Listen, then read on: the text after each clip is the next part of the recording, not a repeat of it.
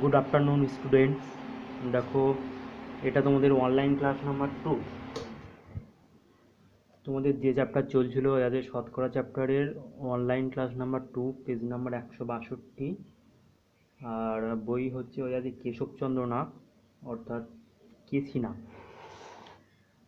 ঠিক আছে, তা দেখো আজকে আমরা শুরু করব 20 তারিখ থেকে, মানে 20 দাগ থেকে আমরা শুরু করব। ওকে, তাহলে 20 দাগের যে অঙ্কটা আছে তোমরা লক্ষ্য করো যে কত টাকার 12.5% খরচ করলে 320 টাকা খরচ হয়। ঠিক আছে, তাহলে এই টাইপের অঙ্ক আছে। তাহলে 20 দাগের অঙ্কটা আমরা এইভাবে করব যে 12.5%, যে 12.12% সমান আমরা লিখব 12×24=25-2%।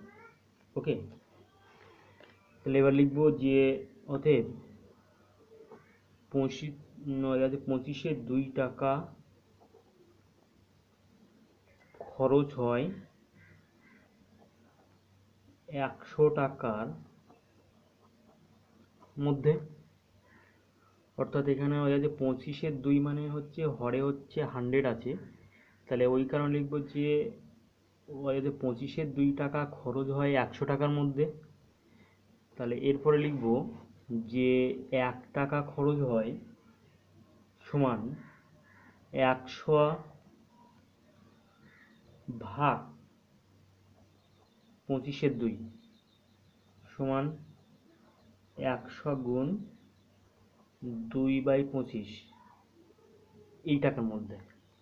ওকে, তার মধ্যে লক্ষ্য করো যে তাহলে 320 টাকা, ওখানে তোমাদের বইয়ে দেওয়া আছে যে 320 টাকা।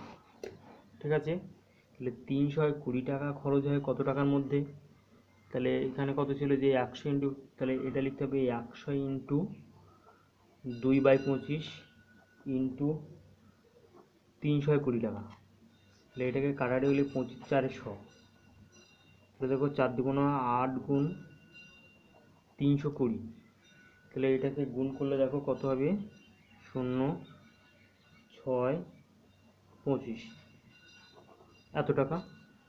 ঠিক আছে, তাহলে লিখতে হবে যে অতএব 2560 টাকার 12.12% খরচ করিলে 320 টাকা খরচ হয়। ওকে, তাহলে এইভাবে অঙ্কটা করবে, এইভাবে অঙ্কটা করলে সহজ নিয়ম। কিন্তু তাছাড়া আরও একটা নিয়ম আছে, তোমরা এটাও করতে পারো। তাহলে সেটা হচ্ছে ওই যে বিকল্প পদ্ধতি। তাহলে দেখো অঙ্কটা হচ্ছে বিকল্প পদ্ধতি, এইভাবে করবে। যে কোনো পদ্ধতি জেনে রাখা অবশ্যই ভালো। একটা অঙ্ক সম্বন্ধে যত রকম পদ্ধতি তোমরা জেনে রাখবে ততই তোমাদের লাভ। ওকে, এবং অঙ্ক সম্বন্ধে ততই তোমাদের জ্ঞান বাড়বে। ঠিক আছে, তাহলে অঙ্ক নিয়ে সবসময় ভাববে, এবং একটা অঙ্ক নিয়ে দেখবে যে একটা অঙ্ক কত রকম পদ্ধতিতে হয়, তাহলে অঙ্ক সম্বন্ধে তোমাদের ব্রেন খুলবে। তাহলে অঙ্কের ব্রেন খোলার জন্য তোমাদের একটা অঙ্ক নিয়ে ভাবনা চিন্তা করে অনেক রকম পদ্ধতিতে যখনই তুমি সলভ করতে পারবে, তখন তোমার অঙ্ক সম্বন্ধে মানে খুব অনেক অনেক বেশি জ্ঞান অর্জন হবে। ওকে, তাহলে দেখো যে অঙ্কটা আমরা এইরকমভাবেও করতে পারি।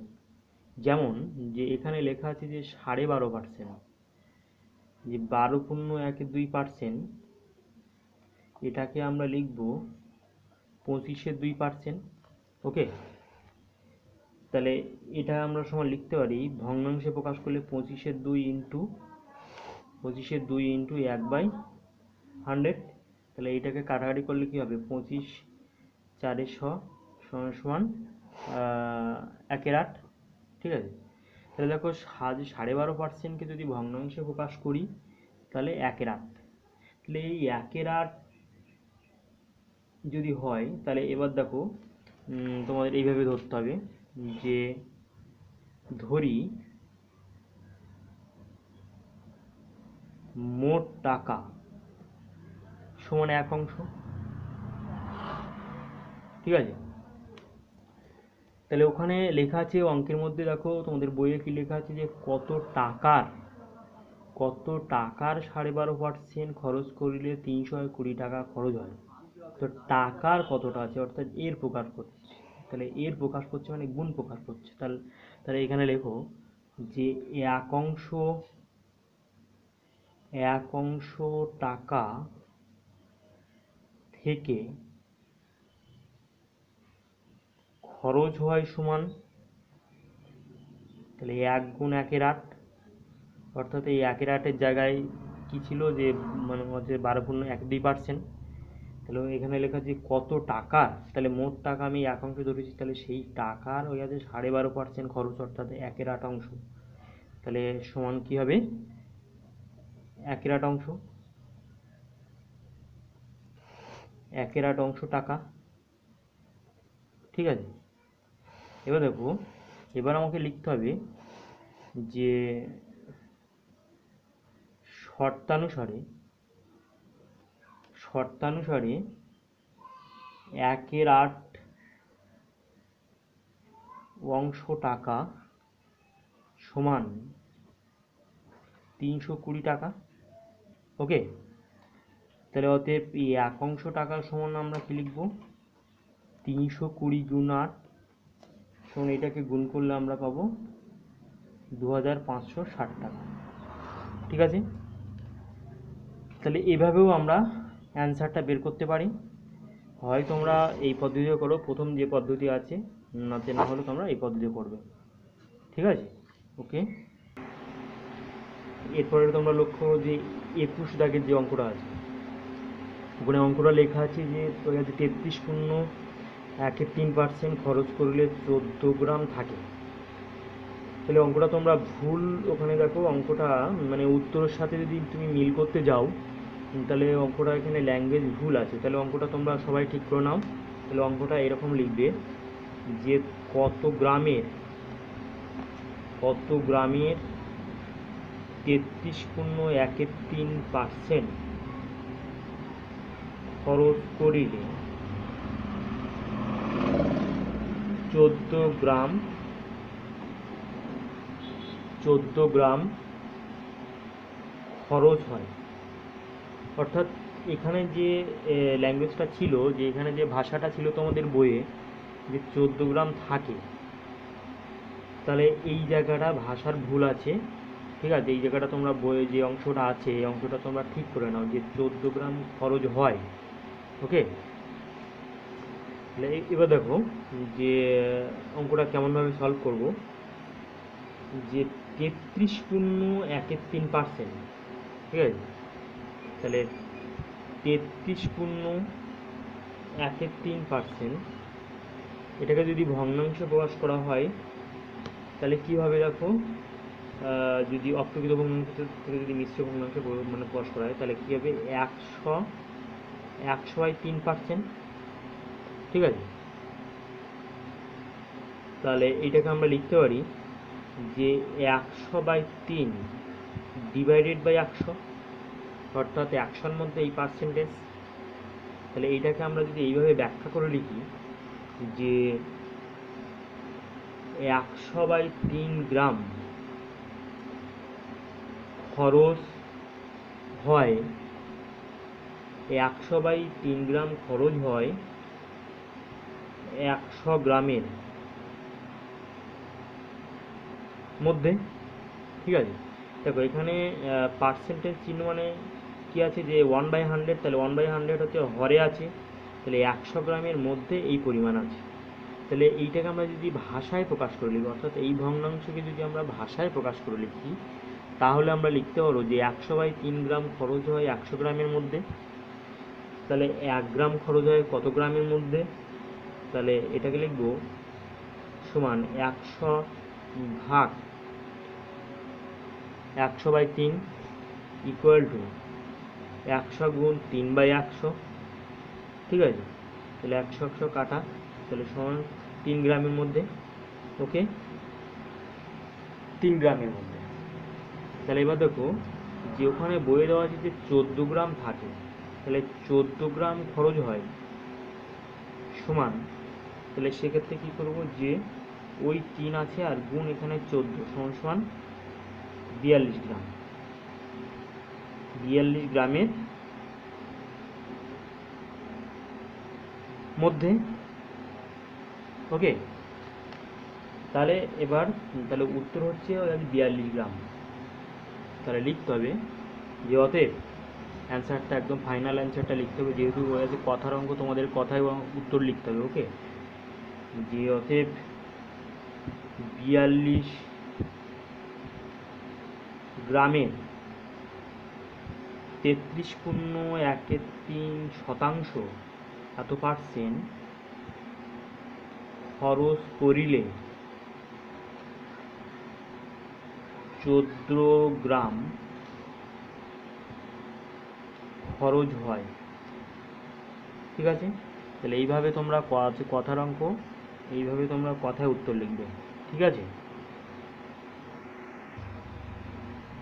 এবার দেখো যে 21-এর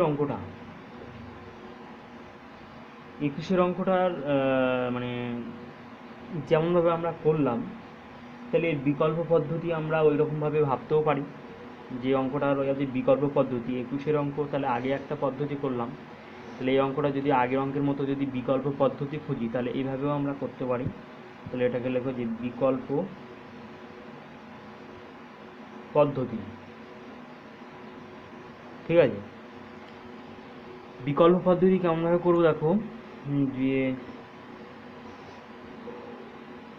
33.13% সমান আমি লিখতে পারি 100/3 ইন্টু 1/100। তার কারণ হয়ে যাচ্ছে 33.13%কে ভগ্নাংশে যদি আমি প্রকাশ করতে চাই, তাহলে এখানে পার্সেন্টেজ চিহ্ন দেওয়া আছে, হরে আছে 100। ঠিক আছে, তাহলে 100 কাটা, তাহলে এটা হলো 1/3%, 1/3 অংশ। তাহলে শতকরা থেকে আমরা ভগ্নাংশে প্রকাশ করলাম। তাহলে এবার লিখতে হবে যে মনে করি মোট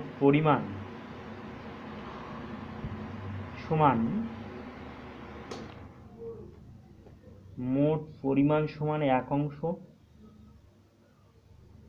ওকে, তাহলে এবার লিখতে হবে যে এক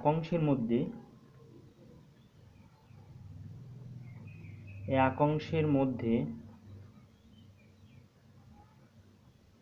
খরচ হয় সমান 1 গুণ 1/3 সমান হচ্ছে 1/3 অংশ।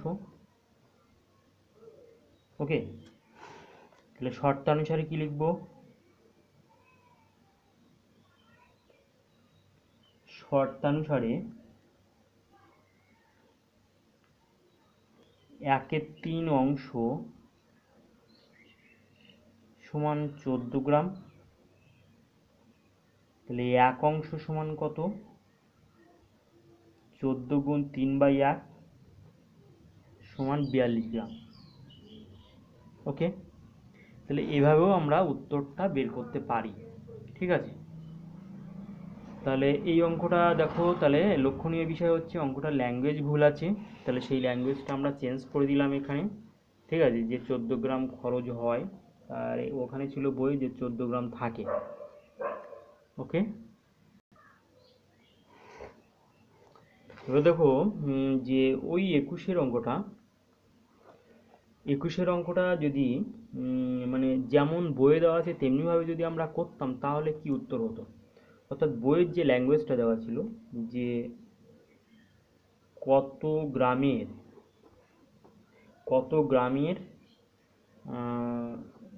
33.13% এত পার্সেন্ট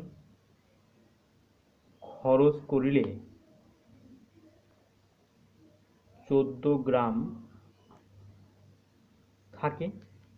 ঠিক আছে, তাহলে অঙ্কটা যেমনভাবে ছিল অমনিভাবে যদি আমি উত্তর বের করতাম, তখন কি হতো, তাহলে তখন আমরা এইভাবে করতাম যে আম, দেখো তাহলে অ্যান্সারটা তখন এরকমই হতো যে 33.13 এত পার্সেন্টকে যদি ভগ্নাংশে প্রকাশ করি তাহলে কি হবে, তাহলে এই 100/3 গুণ 1/100, তাহলে কাটলে হবে 1/3। ঠিক আছে, তখন লিখতাম যে ধরি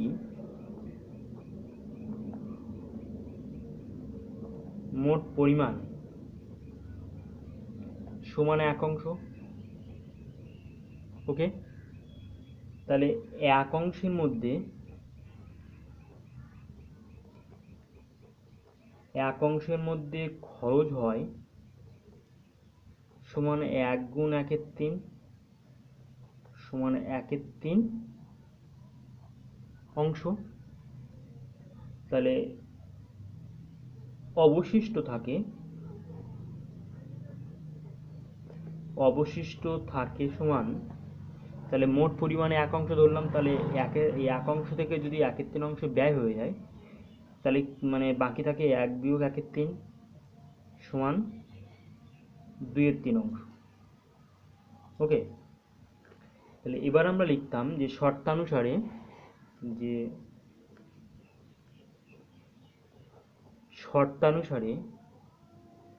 2/3 অংশ সমান 14 গ্রাম। ওকে, তাহলে 2/3 অংশ সমান 14 গ্রাম, তাহলে 1 অংশ সমান, তাহলে কত হবে 14 গুণ 3/2 সমান 3 7 21 গ্রাম। ঠিক আছে, তাহলে এইভাবে যেমনভাবে বইয়ে অঙ্কটা দেওয়া আছে তেমনিভাবে যদি আমরা সলভ করতাম তাহলে এ 21 গ্রাম উত্তর দিত। কিন্তু যেহেতু উত্তরের সাথে আমরা যদি ম্যাচ করাতে চাই, উত্তরের সাথে যদি আমরা ঠিক করাতে চাই, তাহলে আগের মতোভাবে আমরা এইখানে ল্যাঙ্গুয়েজটা আমরা চেঞ্জ করে নেব। ঠিক আছে, আর যদি এইভাবে করতে চাও তাহলে উত্তরটা তোমরা চেঞ্জ করে নেবে, যে কোনো একটা পদ্ধতি। তাহলে এটা আমরা একটা পদ্ধতি করলাম, যে তাহলে আরও একটা যে পদ্ধতি আছে সেভাবেও তোমরা করতে পারো। ঠিক আছে, সেইভাবে কেমন দেখো, যে এটাও একটা বিকল্প পদ্ধতি।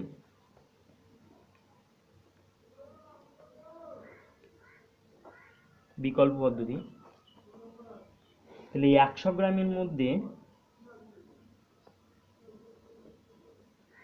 100 গ্রামের মধ্যে খরচ হয়, তোমরা লিখতেও পারতে যে ধরি মোট পরিমাণ সমান 100 গ্রাম। যেহেতু শতকরার অঙ্ক, তাহলে 100 গ্রাম ধরে আমরা কাজ করব। তাহলে 100 গ্রামের মধ্যে খরচ হয় সমান 33.13 বা 100/3 গ্রাম। ওকে, তাহলে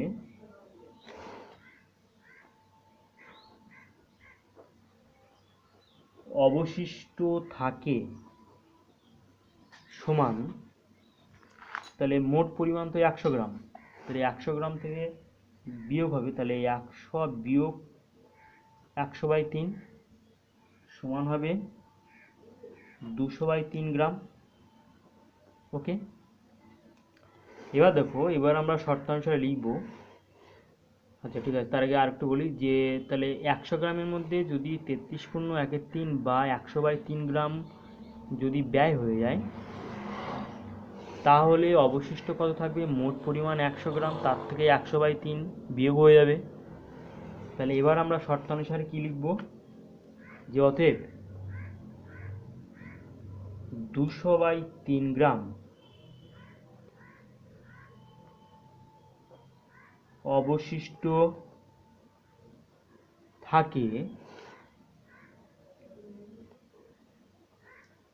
100 গ্রামের মধ্যে। তাহলে 1 গ্রাম অবশিষ্ট থাকে, তাহলে সেটা লিখব যে 100 গুণ 3/100 এত গ্রামের মধ্যে। ঠিক আছে, 3/200। তাহলে সেক্ষেত্রে 14 গ্রাম অবশিষ্ট থাকে সমান 100 গুণ 3/200 ইন্টু 14। তাহলে এইটাকে যদি আমরা কাটাকাটি করি তাহলে কী হবে, শূন্য কাটা শূন্য কাটা, এই শূন্য এই শূন্য, 7 2 সমান 21 গ্রাম। ওকে, তাহলে এইভাবে অঙ্কটা আমরা করতে পারি। দেখো একটা অঙ্ক অনেকক্ষণ ধরে ধরে ব্যাখ্যা করলাম, যেহেতু যে অঙ্ক সম্বন্ধে তোমাদের একটা মানে সঠিক আইডিয়া যা মানে যাতে তোমরা পাও এবং অঙ্ক সম্বন্ধে প্রচুর জ্ঞান অর্জন করতে পারো। শুধু তো মানে তোমাদের পরীক্ষার খাতায় নম্বর পেলে চলবে না, তোমাদের ভবিষ্যতে চাকরি বাকরির পরীক্ষা বা আরও অন্যান্য পরীক্ষা, বৃত্তি পরীক্ষা, এই সমস্ত পরীক্ষার কথা মাথায় রেখে আমি তোমাদের এক একটা অঙ্ক ভিন্নভাবে ব্যাখ্যা করে দিচ্ছি, মানে যাতে করে ক্লিয়ার কনসেপশন তোমাদের মাথার মধ্যে যায়। ঠিক আছে, এবং এই যে ভিডিওটা আমি করছি এই ভিডিওগুলো বারবার দেখবে যাতে করে অঙ্কের জ্ঞান অর্জন করতে পারো ভালো রকমভাবে। ঠিক আছে, আর নাও যদি যদি তোমরা না বুঝতে পারো তাহলে আমার কাছে অবশ্যই ফোন করবে, ফোন নম্বর দেওয়া আছে লিঙ্কে। ওকে,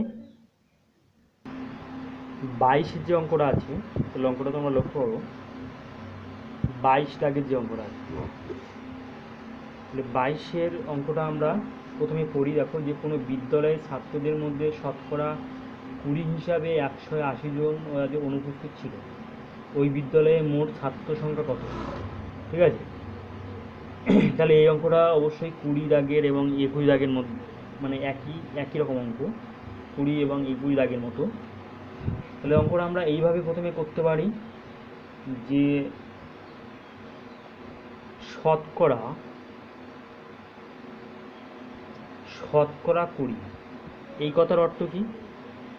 শতকরা 20, অর্থাৎ এই কথার অর্থ হচ্ছে 20%। তাহলে 20% মানে কি? 20/100। ব্যাস, তাহলে এই পর্যন্ত আমরা তো জানতে পারি। তাহলে এরপরে আমরা লিখব যে মনে করি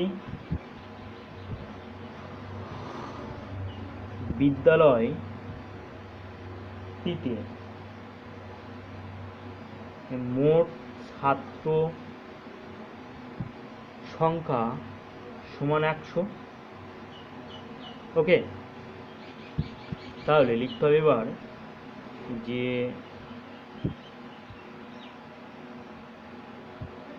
বিদ্যালয়টিতে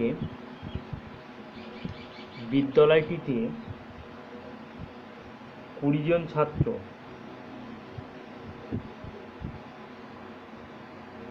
অনুপস্থিত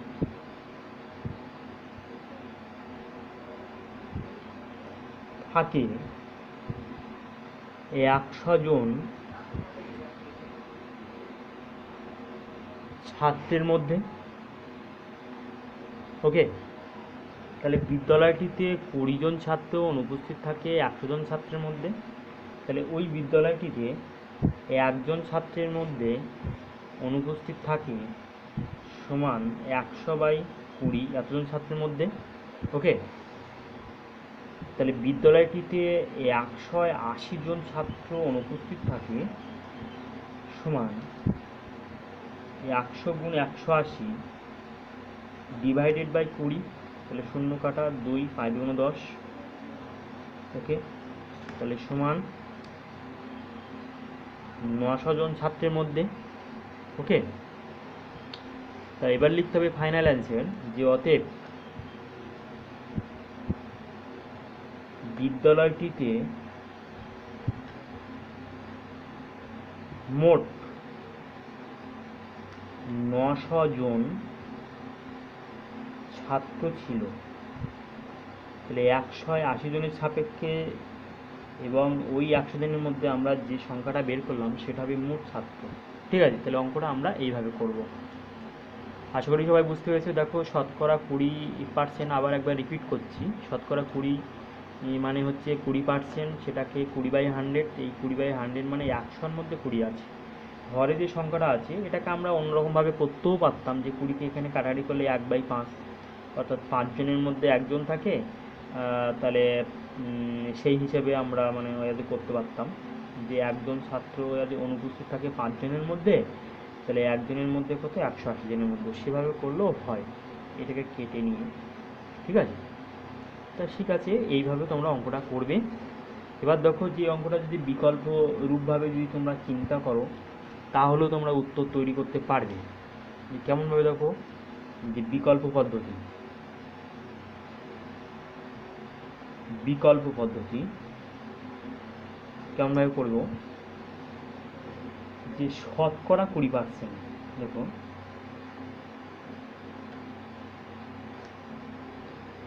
শতকরা 20, অর্থাৎ 20%, এটাকে ভগ্নাংশে পাস করলে হবে 20/100, আর এটাকে কাটাকাটি করলে তাহলে 20 একে 20, 20 5-এ 100 সমান 1/5। এবার লিখব, ধরি বিদ্যালয়টিতে মোট ছাত্র সংখ্যা সমান 1 অংশ। ঠিক আছে, এবার লিখতে হবে যে এই 1 অংশ ছাত্রের মধ্যে 1/5 অংশ ছাত্র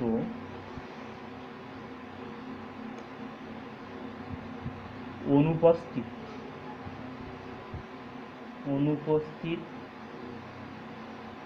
ছিল। ঠিক আছে, তাহলে এবার লিখতে হবে যে শর্তানুসারে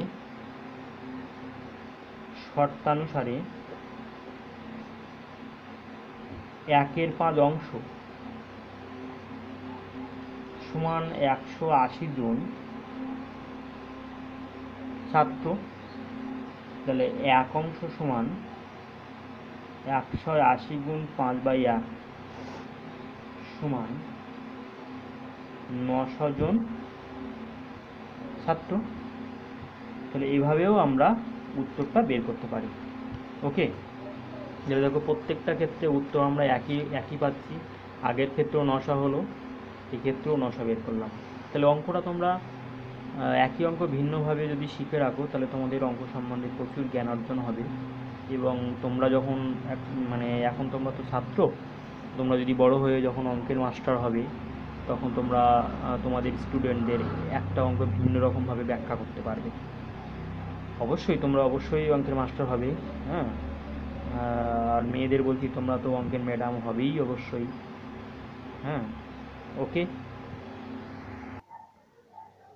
ওদের অনলাইন ক্লাস এই পর্যন্ত শেষ হলো, এবং পরের অঙ্কগুলো পরের ভিডিওতে আমি ব্যাখ্যা করব সুন্দর করে। যেহেতু এক একটা অঙ্কের পেছনে অনেক টাইম লেগে যাচ্ছে, ওই জন্য আমার মেমোরিও ফুল হয়ে যাচ্ছে। তাহলে প্রত্যেকটা অঙ্ক এইভাবে ব্যাখ্যা করে করলে আশা করি তোমাদের ভালো লাগছে কিনা সেটা আমাদের কমেন্ট বক্সে অবশ্যই কমেন্ট করে জানাবে।